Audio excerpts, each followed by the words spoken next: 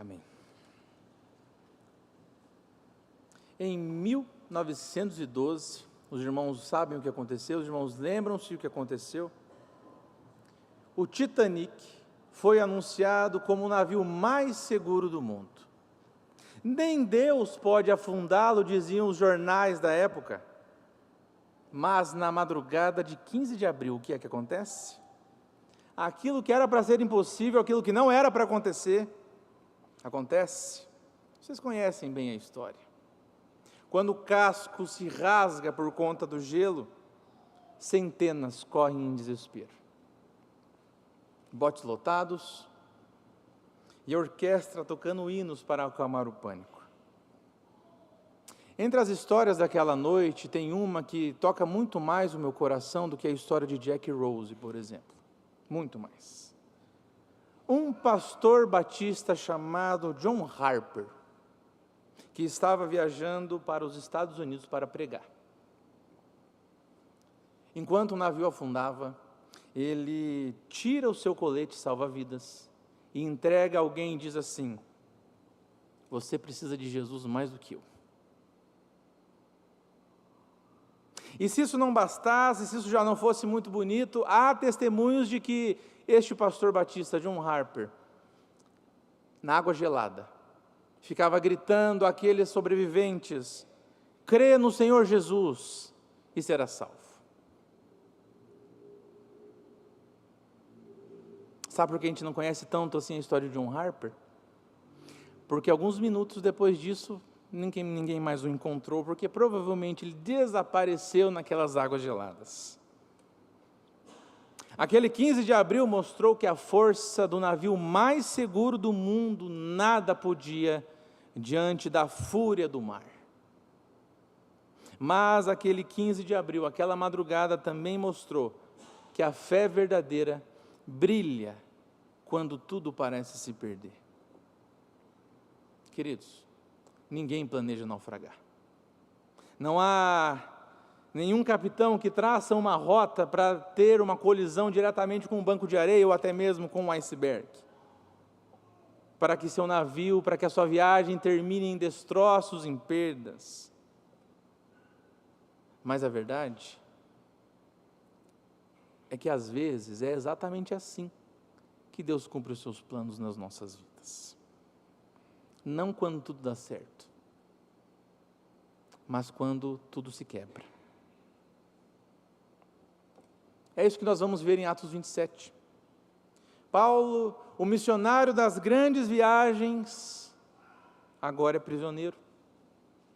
O apóstolo que plantou igrejas, agora é arrastado como um número num navio à deriva.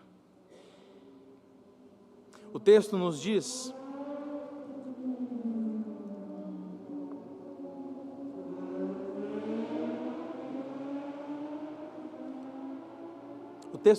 que o sol e as estrelas desapareceram. Toda a esperança de salvamento foi perdida. Mas no meio daquela escuridão, Deus fala assim para o Paulo no versículo 24: Paulo, não temas. É preciso que compareças diante de César. John Stott chamou esse capítulo 27, de parábola viva da providência, porque ela mostra o contraste entre o caos humano e a fidelidade divina. Ela mostra o contraste entre um navio que se despedaça e um Deus que jamais falha. A mensagem de hoje, queridos, é essa: Deus conduz sua missão, mesmo quando o navio se desfaz. Deus conduz sua missão, mesmo quando o navio se desfaz. E perceba que esse texto, essa mensagem, vai muito mais além da história de Paulo. Porque no fundo, todos nós podemos estar em um navio balançando. Uma crise familiar, uma incerteza financeira, um coração cansado, um ministério em tempestade. E o que Atos 27 nos mostra é que a fidelidade de Deus não se mede pela força do navio, pela força das estruturas, mas pela certeza da sua promessa. Por isso, abramos juntos a nossa Bíblia então em Atos 27. Nós leremos o verso 27 ao 44. Não é bastante versículo não. Atos 27, do 27 ao 44.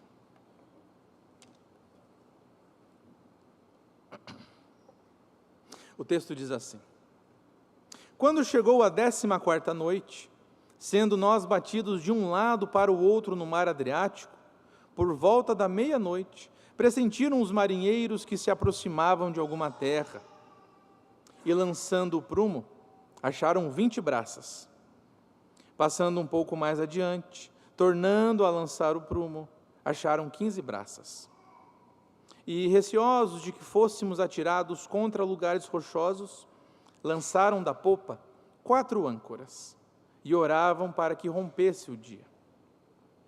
Procurando os marinheiros fugir do navio, e tendo arriado o bote no mar, a pretexto de que estavam para largar âncoras da proa, disse Paulo ao centurião e aos soldados: Se estes não permanecerem a bordo, vós não podereis salvar-vos. Então, os soldados cortaram os cabos do bote e o deixaram afastar-se. Enquanto amanhecia, Paulo rogava a todos que se alimentassem, dizendo: Hoje é o 14º dia em que, esperando, estáis sem comer nada, tendo provado. Eu vos rogo que comais alguma coisa, porque disto depende a vossa segurança, pois nenhum de vós perderá nem mesmo um fio de cabelo. Tendo dito isso, tomando um pão, deu graças a Deus na presença de todos e, depois de o partir, começou a comer. Todos cobraram ânimo e se puseram também a comer. Estávamos no navio 276 pessoas ao todo. Refeitos com a comida, aliviaram o navio, lançando o trigo ao mar. Quando amanheceu, não reconheceram a terra, mas avistaram uma enseada, onde havia praia. Então consultaram entre si se não podiam encalhar ali o navio. Levantando as âncoras, deixaram-no ir ao mar, largando também as amarras do leme, e alçando a vela de proa ao vento, dirigiram-se para a praia. Dando, porém, num lugar onde 2 correntes se encontravam, encalharam ali o navio. A proa encravou-se e ficou imóvel, mas a popa se abria pela violência do mar. O parecer dos soldados era que matassem os presos, para que nenhum deles, nadando, fugisse. Mas o centurião, querendo salvar a Paulo, impediu-os de o fazer, e ordenou que os que soubessem nadar fossem os primeiros a lançar-se ao mar e alcançar a terra. Quanto aos demais, que se salvassem, uns em tábuas e outros em destroços do navio. E foi assim que todos se salvaram em terra. Senhor nosso Deus, nosso Pai, nós lemos a sua palavra e pedimos que a partir dela o Senhor fale aos nossos corações. Em nome de Jesus. Amém. Este é o relato do naufrágio de Paulo e de mais de 250 prisioneiros e alguns funcionários públicos do governo. Mas, muito mais do que uma história antiga, é o retrato de um Deus que conduz a sua missão mesmo quando o navio se desfaz. Porque mesmo quando o caos nos cerca, Cristo continua soberano sobre o mar. E este é o primeiro ponto que nós teremos a nossa mensagem. Quando o caos nos cerca, Cristo continua soberano sobre o mar. Imagine uma noite em que você não faz ideia de onde você está. Não dá para ter noção de ponto de referência, não dá para ter controle, não dá para ter sinal de esperança, não dá para nada. Você coloca a mão na sua frente e você não vê a sua mão. É assim que Lucas descreve essa cena. No verso 27 ele diz assim: a 14ª noite, sendo nós batidos de um lado para outro no mar Adriático. Durante 2 semanas, o navio foi jogado pelas ondas. 2 semanas. O texto diz que os marinheiros estavam com medo, estavam temendo de que o navio pudesse dar em rochedos. O medo estava paralisando os marinheiros. Eles não sabiam mais o que fazer.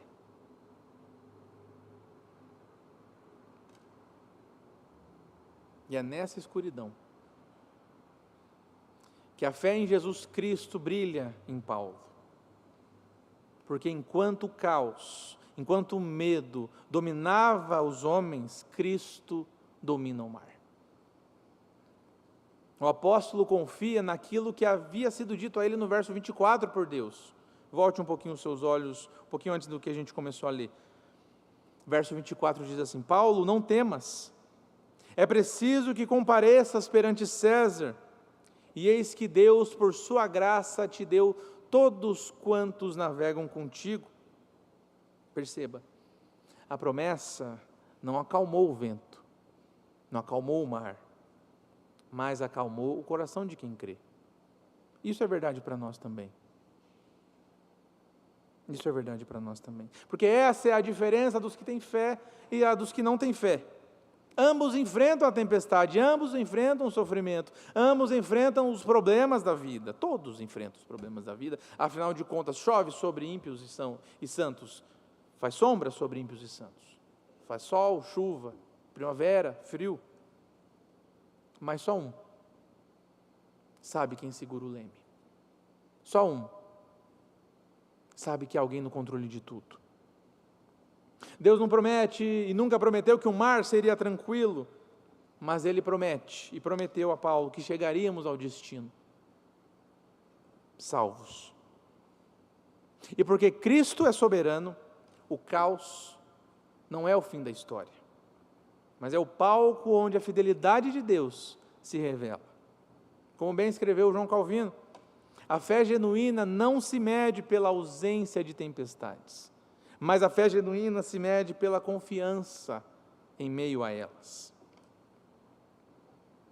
Queridos, quantas vezes nós nos sentimos que perdemos o controle da vida, que no fim das contas a gente não tem? Quantas vezes a gente acha que estamos sendo jogados de um lado para o outro no mar da vida? Seja por uma notícia médica, seja por um diagnóstico, seja por um desemprego, seja até mesmo um casamento abalado. Mas é justamente nesses momentos que a voz de Deus ecoa em nossos corações. Não temas, eu estou aqui. Cristo não apenas acalmou o mar em Marcos 4, mas Ele continua reinando sobre todos os mares da nossa vida. É Deus que governa todas as coisas, inclusive os mares, os ventos, para cumprir os seus decretos.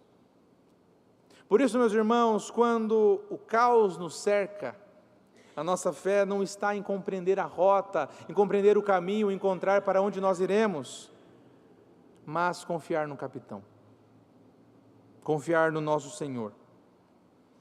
As ondas são grandes, é verdade, mas Deus conduz a sua missão mesmo quando o navio se desfaz. E se o primeiro chamado da fé é confiar em meio ao caos, o segundo é permanecer. Quando tudo em nós quer fugir, quer abandonar, quer desistir. O mar ainda estava revolto, o navio ainda balançava, mas agora a tentação não era exatamente o medo, mas era a tentação da fuga, fugir.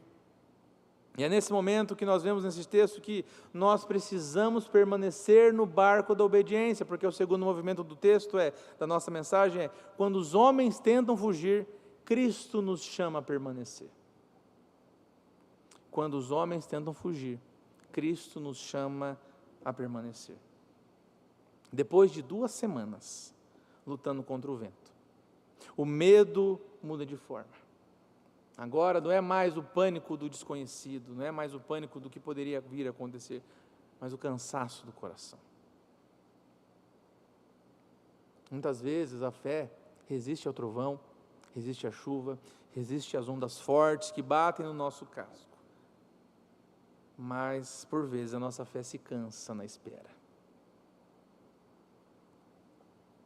Não é verdade?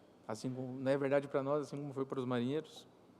E é nesse momento que estes marinheiros, tomados pela exaustão, decidem abandonar o navio. Eles abaixam o bote de salvamento disfarçadamente, para ninguém perceber. Para sozinhos encontrar uma saída. E aqui está a nossa alma humana em sua forma mais pura, porque quando o medo não consegue nos derrubar, o desejo de fugir tenta nos dominar. Quantas vezes em meio a uma tempestade a nossa vontade é de abandonar tudo, de fugir, de ir embora, de deixar quieto, fugir do casamento difícil, fugir do ministério cansativo, fugir daquela espera que dói, fugir das orações que parecem não ter resposta.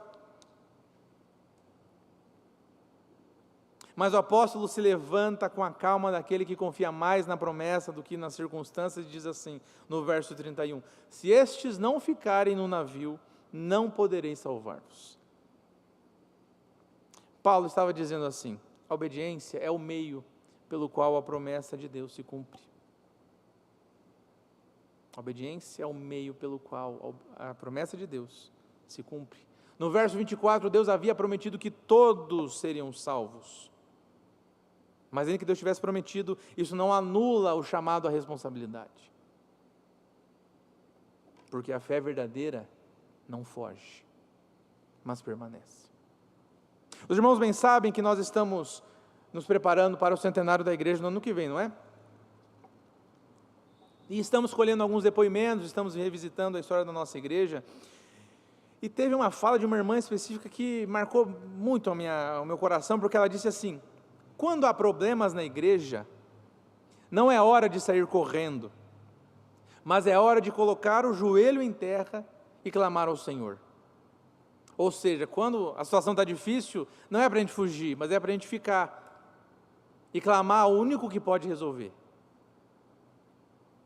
Essa fala foi sobre a igreja, mas é sobre o casamento, é sobre o trabalho, é sobre a nossa vida, é sobre a nossa expectativa, é sobre o nosso futuro, é sobre os nossos filhos, é sobre tudo. Uma frase simples, mas repleta de sabedoria, não é? É exatamente isso que Paulo está ensinando aqui. A fé verdadeira não abandona o barco, mas ora dentro do barco.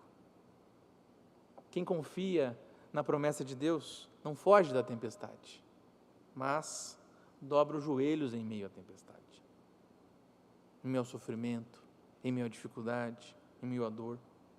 John Stott, comentando esse texto, diz assim, a fé de Paulo não era passiva, ele confiava na promessa de Deus, mas agia com um senso de responsabilidade. A promessa divina e a ação humana não competem, mas se completam. A graça é soberana e a fé obediente.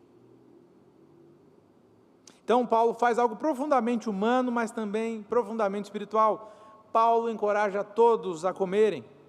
Ele reparte o pão, dá graças a Deus, e o navio por um instante se transforma num santuário, digamos assim, porque esse gesto é simples, mas é poderoso.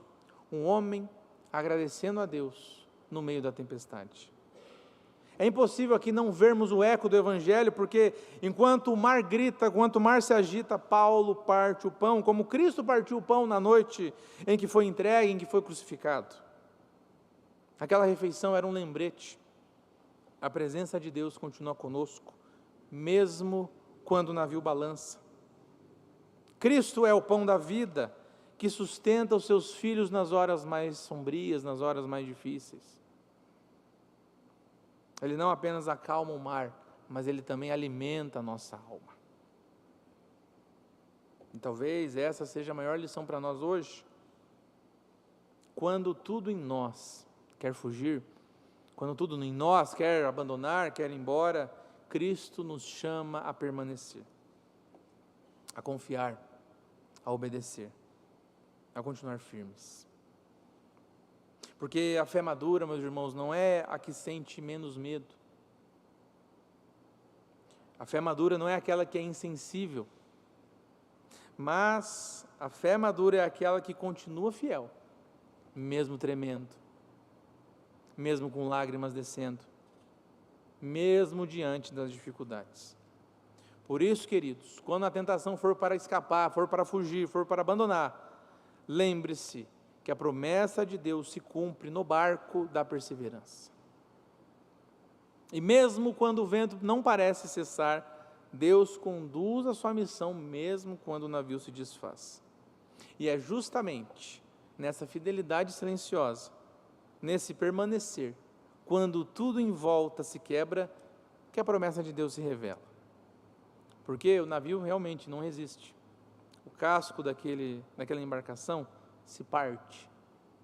Mas a palavra do Senhor permanece. E aqui que o texto nos leva para o ponto mais alto, para o seu ápice, é o momento em que o barco se desfaz, sim, mas o plano de Deus chega à praia. Porque quando o navio se parte, Cristo ainda conduz os seus à praia. E esse é o nosso terceiro e último movimento do texto. Quando o navio se parte, Cristo ainda conduz os seus à praia. O dia finalmente amanhece. A oração dos marinheiros para que o dia amanhecesse foi respondida. Depois de 14 dias de escuridão, de luta, de dificuldade, o texto diz assim no verso 39. Quando amanheceu, não reconheceram a terra. Olha que interessante. A luz chega, mas ainda não há clareza, ainda não há certeza. Eles veem uma enseada, tentam alcançar a praia, mas quando o navio encalha, o casco se despedaça. E tudo aquilo que restava de segurança se esvai. Imagina o desespero. Depois de 2 semanas lutando, conseguimos vencer, não é? Vai dar certo agora. Não vai não, porque estamos ouvindo o som da madeira se partir. Estamos ouvindo as ondas engolindo o convés, os soldados gritando ordens, homens se lançando ao mar. E nesse momento em que toda a esperança termina, a fidelidade de Deus brilha. Paulo havia dito no verso 22, porque nenhuma vida se perderá de entre vós. E agora Lucas conclui o relato no verso 44, e foi assim que todos se salvaram em terra. O navio se quebrou sim, mas a promessa permaneceu inteira. Os planos humanos afundaram, mas o propósito de Deus chegou à praia. O comentarista disse assim: Deus não prometeu preservar o navio, mas prometeu salvar as pessoas. E não é exatamente isso que o Evangelho faz? Cristo não veio preservar as nossas estruturas, mas salvar as nossas vidas, preservar as nossas almas. Ele não veio impedir que o navio se quebrasse, mas ele veio se quebrar no nosso lugar. Na cruz, queridos, o corpo de Cristo foi despedaçado. O casco da sua vida se partiu nas rochas do nosso pecado, e ali começou a nascer a nossa salvação. Mas foi através daquele naufrágio divino que a promessa da salvação chegou à praia da eternidade. Por isso, cada vez que nós lermos e relermos Atos 27, nós não precisamos ver apenas Paulo em um barco, mas lembrar de Cristo conduzindo o seu povo diante e apesar das ondas da história da vida. O mesmo Cristo que sustentou Paulo no Adriático, sustenta a igreja no meio do caos moderno.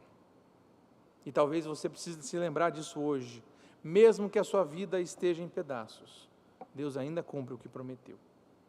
Mesmo que o navio se parta em pedaços, Cristo está no leme. Ou até melhor dizendo, não é? O verdadeiro navio que nos salva é Jesus.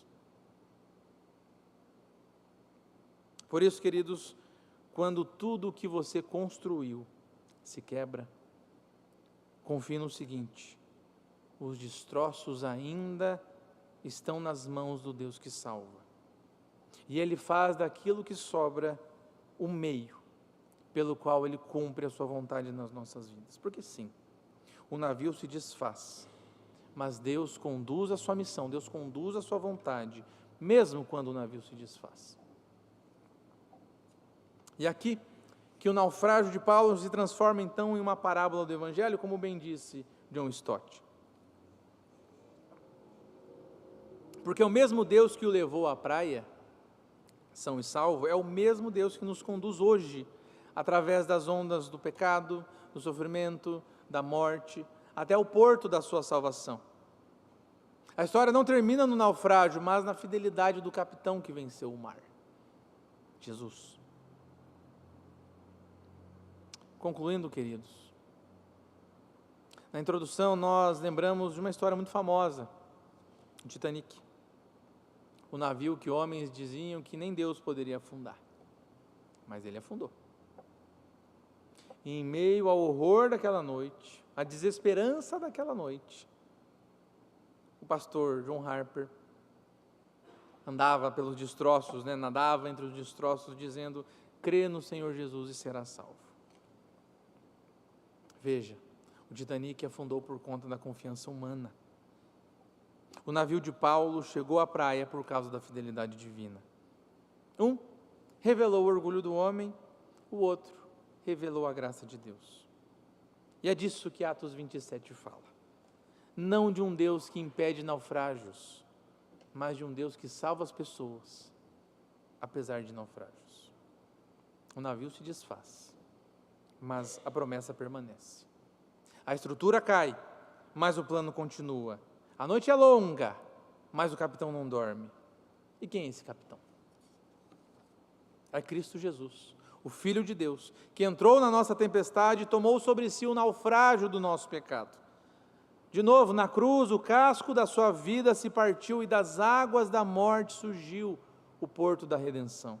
Aquele que foi despedaçado por nós e por nossa causa, agora conduz a sua igreja pelas ondas do tempo. O navio pode afundar, mas o Evangelho não pode. As tempestades podem rugir, mas Cristo ainda está no leme. E quando o último vento soprar, quando o último trovão ecoar, veremos que cada naufrágio foi caminhado para a glória, como em Apocalipse 21:1 fala, e o mar já não existe. O mar do medo, o mar do pecado, o mar da dor, tudo isso acabará, tudo isso será cessado. Então, como Paulo, pisaremos na praia eterna, salvos, molhados sim, mas molhados de graça, sustentados pela fidelidade de um Deus que nunca perdeu ninguém no caminho, nunca. Por isso, amados irmãos, porque temos esse capitão, porque temos esse Senhor, nós podemos permanecer, nós podemos confiar e nós podemos adorar, porque Deus conduz a sua missão, mesmo quando o navio se desfaz. Amém.